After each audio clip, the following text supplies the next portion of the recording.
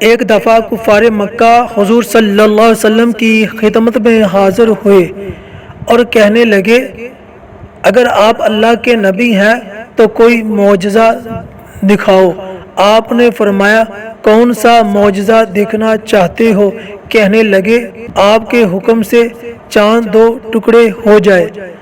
حضرت ابن مسعود رضی اللہ تعالی عنہ سے روایت ہے کہ رسول اللہ صلی اللہ علیہ وسلم کے زمانہ میں چاند دو ٹکڑے ہوا، ایک ٹکڑا پہاڑ کے اوپر اور دوسرا پہاڑ کے دوسری جانب تھا، تو رسول اللہ صلی اللہ علیہ وسلم نے فرمایا گواہ ہو جاؤ۔